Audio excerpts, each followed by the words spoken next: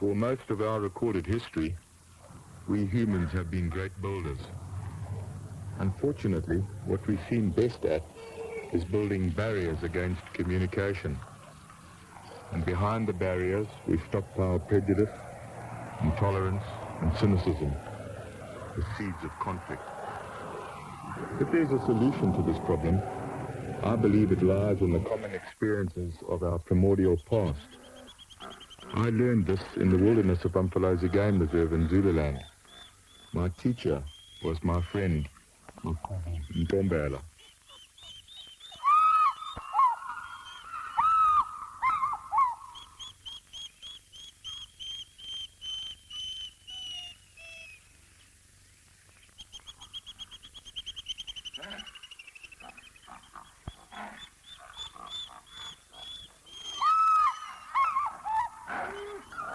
North of Durban, on the eastern seaboard of South Africa, scattered pockets of untamed Africa still survive. The Umfolozi Game Reserve is one of these. This beautiful wilderness nurtured the lifelong friendship between Magqubu and myself, two men drawn from distant and conflicting cultures.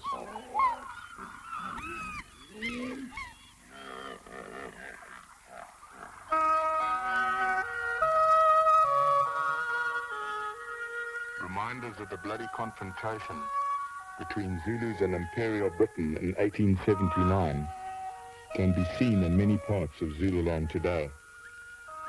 The sacrifice of young Britons has always been a big part of our South African heritage. Gachwaya's War. My grandfather was there, and Magqubu's father. Zulu warrior, an imperial soldier, locked in a fierce struggle for supremacy.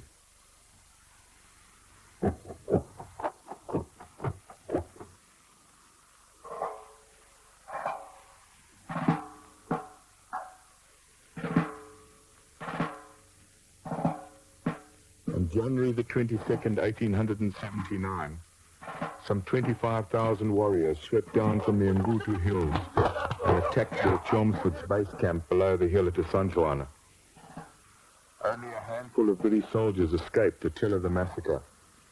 More than 800 men died, their scarlet tunics staining the bright khaki felt at the base of the hill. The 3,000 casualties suffered by the Zulus is ample proof of their fearless commitment in battle, even in the face of superior weaponry. It's also a tribute to the raw courage of the British soldier. The horror these young men confronted on that remote hill so far from home would have broken any but the bravest of spirits. The Zulu nation was born in the first quarter of the 19th century. The great warrior king Shaka reorganized Zulu society on military lines and rapidly built an empire that spanned the entire eastern seaboard of South Africa. Probably the closest European equivalent to early Zulu society would have been found in ancient Sparta. The Zulu male population was organized into impis or regiments, each with its own symbols, regalia, and traditions. Rivalry between impis was fierce, and the only unifying factor was the king. Zulu militarism was broken in successive clashes with the Boers and the British, but the spirit of the Zulu people is anything but broken. They are a proud, ebullient people who play an important part in the development of South Africa.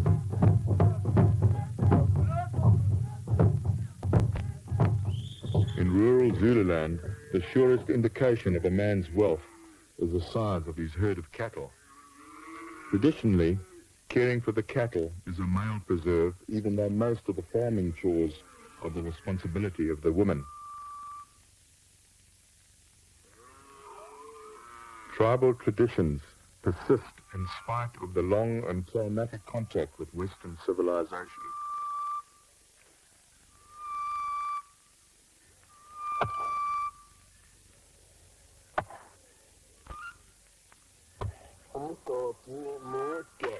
The tribal Zulus still store their grain in ingenious pits uma usukhishiwe umbila waba uhafu umgodi ubonakala ngempukane uma zihlale phansi ngoba imekhali impukane ife angeni umuntu kodwa uma seyitholakala seziphakathi uyangena umuntu. Simple, hygienic, and effective. Something of an eye-opener for those of us weaned on blind faith in Western technology.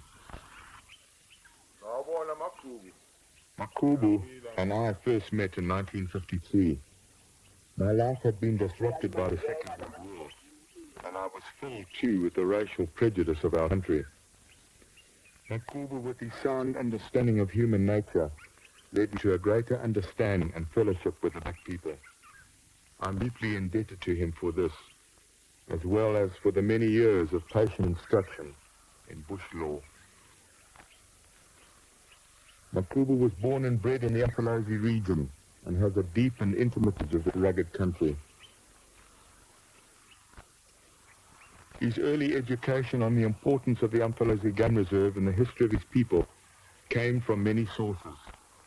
First from his father, then from two game guards, Mali and Ntombela. By the time as a man, he was very little Magqubu didn't know about bush law.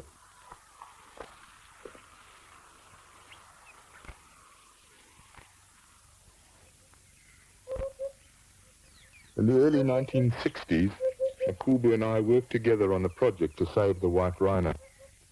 Umfolozi at that time was the only remaining sanctuary of these magnificent links with our primeval past. The great herds of southern Africa had vanished, leaving fewer than 500 confined to an area of only 72,000 acres. Translocation was the key to survival. By repopulating areas that had once been their home, and by stocking the world's zoos, we knew we would free the white rhino of territorial restrictions that had worked against the growth of the herds.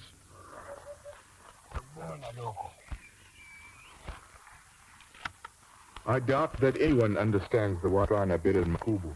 The imitation of a rhino stretching itself in a tree gets remarkably close to the real thing. Lapha ngokhuhla umzimba wawo usawudaka nakhizana ukhali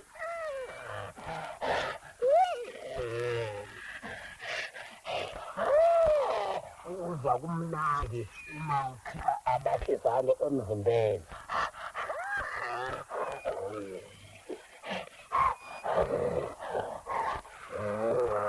Manje uzwa kumnandi uma wenwaya lapha ukunuza ubuphenduka ufake izinwaya la ngaphansi.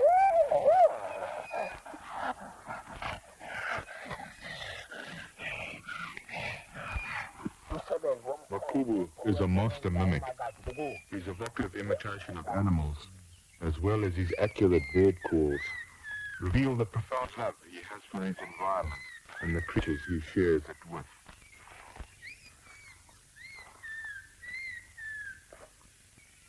My friend's knowledge and understanding of Umfolozi and all its body of life have made every one of the thousands of kilometers we've walked together a richly rewarding experience.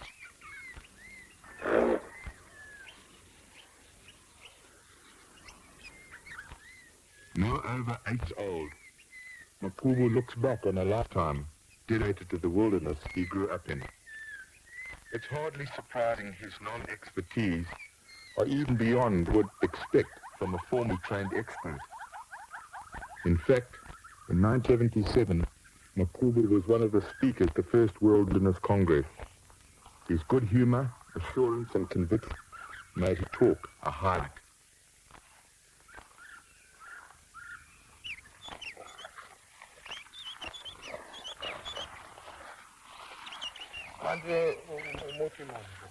Umthombothi lo nkomo.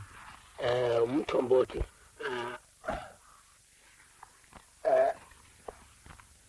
Usebenza amakhosikazi. When I listen to him, I'm always struck by his uncanny understanding of the bush.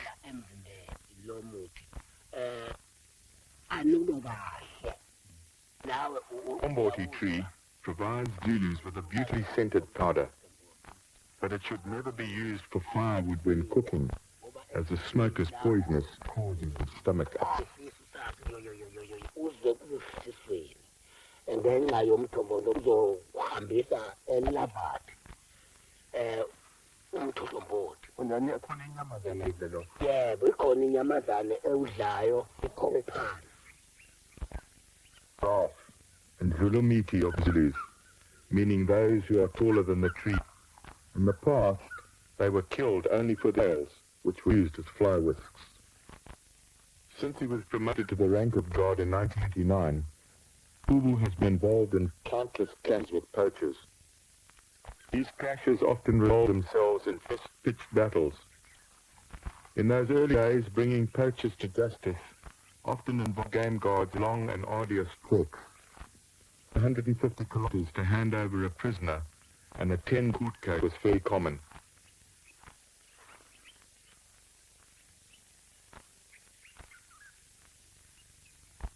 After the Second World War, the dreaded cat disease Nagana broke out on farms joining the Umfolozi Game Reserve.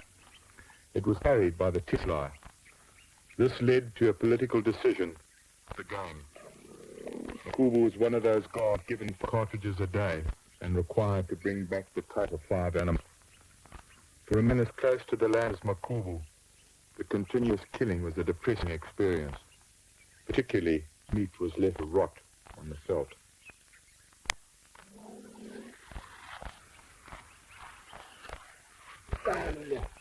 Udliwa yithi thina bantu senza ngawo utshwala amagama. Ma sibilile utshwala kwawo siyaphuza. Mandi kakhulu utshwala amagama.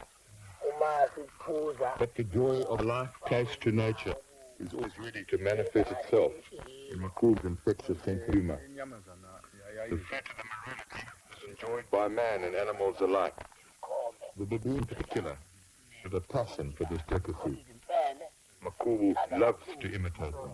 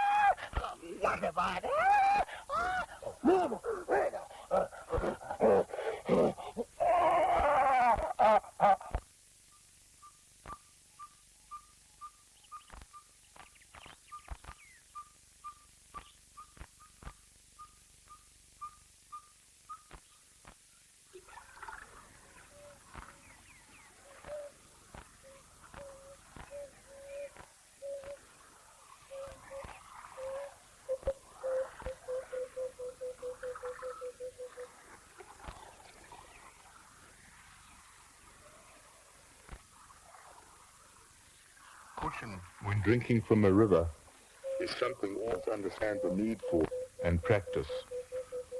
There are crocodiles in most rivers Zululand, and to fall prey to those powerful prehistoric jaws means a certain and gruesome death.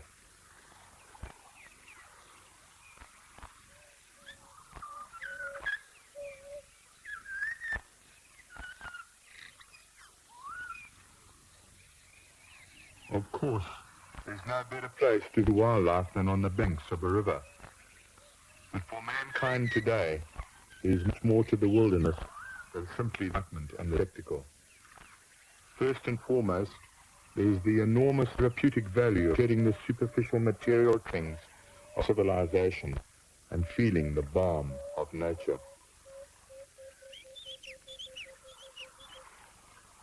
I'm deeply conscious of just how much Umfolozi wilderness has done for me as an individual.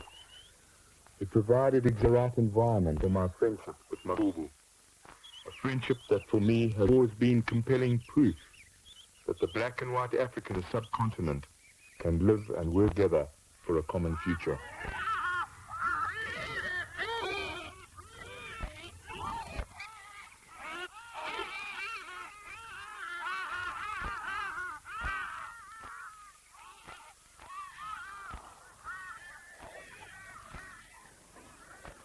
Umfolozi has also done much to sustain and develop the spleen within me and provided me with one of the thin motivations in my life. I feel a very real satisfaction having one of those able to conversion.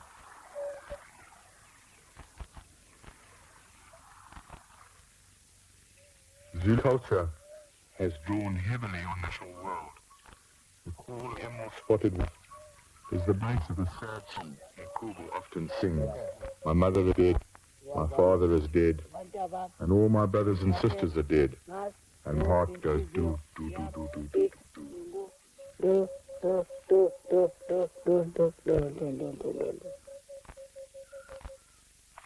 Iyakhala ikhala abantwana bayo ithi inhliziyo yami ithi ndondo ndondo ndondo ndondo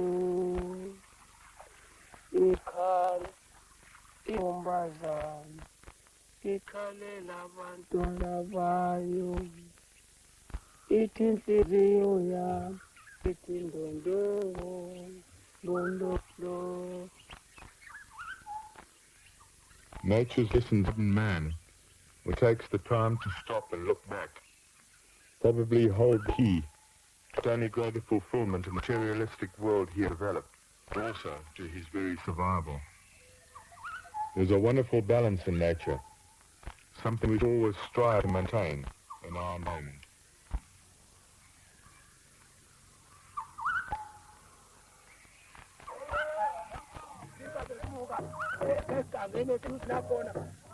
Steep traditions of his Magqubu loves to recall the past. He often enacts the excitement of the old hunts.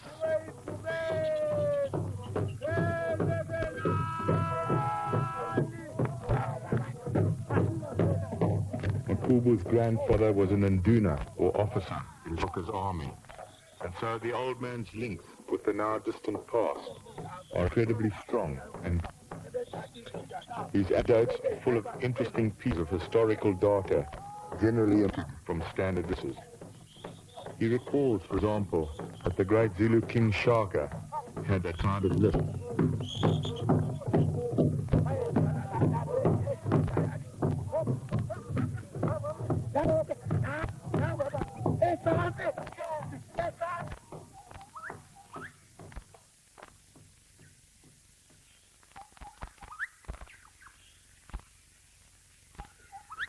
One of the most remarkable aspects of Magqubu's personality, bearing in mind his formidable intelligence, wisdom and experience, is the pleasure from watching the animals of Umfolozi.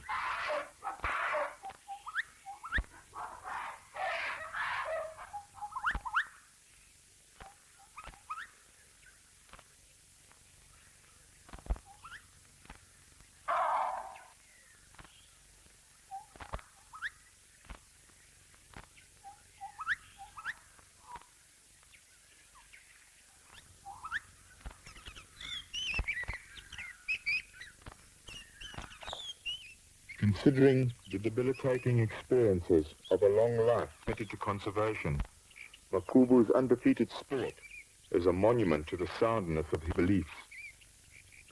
The Umfolozi often lie beyond what those of us involved in this preservation can influence. For example, can bring down damaging silt from areas where erosion is a problem. Magqubu and I witnessed the great floods of 1950 and 1963 together. He was able to make first-hand comparisons with those of 1918 and 1925, and would make further comparisons with the stories of the 19th century disasters his elders had passed down.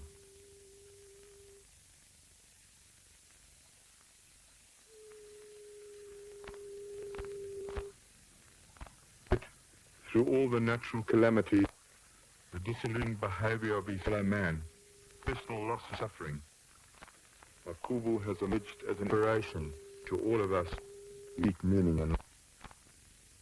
He's imbued with a sense of joy that is quickly transmitted to anyone he meets. He has grown old and wise without losing his innocence. And these days, his zest for life is undiminished.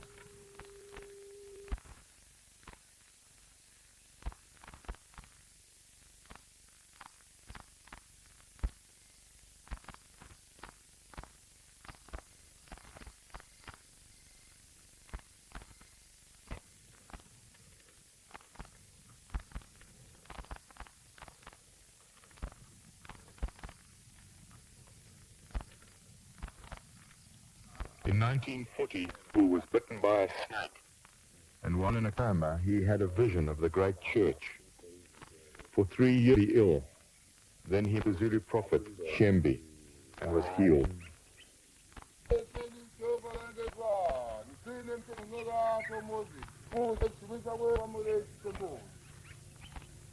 Years later, Magqubu became an ordained minister in the Shembe church and now holds services every Saturday at his kraal.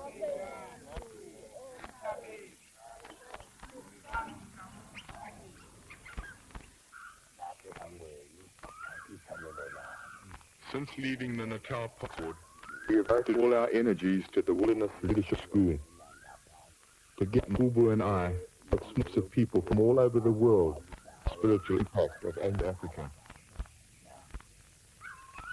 The symbol of the Wilderness Leadership School is the 3-eared rhino which Magqubu chose 25 years ago. It's the found in the wilderness and in the settlement people. The flower is blood, and the linen summer symbolize the transition that man must undergo in order to become whole. Each point of the leaf has a meaning. Man, man, and man to the earth. My friend Ntombela is a living of the heart I imply.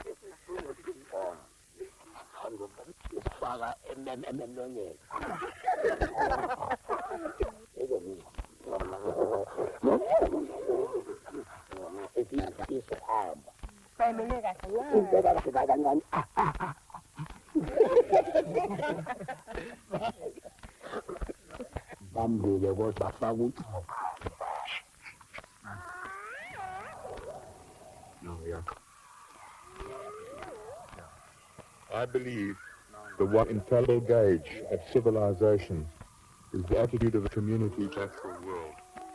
To this extent, Magqubu is one of the most civilized men I've ever met, and it shows.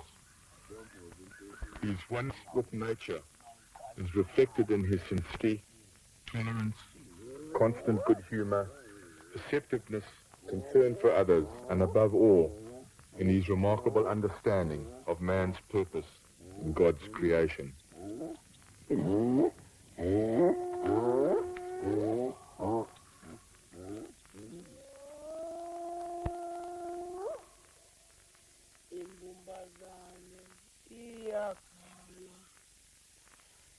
Ikhalela abantwana bayo, ithi inhliziyo yami, ithi ndondondo, ndondondo, ndondondo, ndondondo.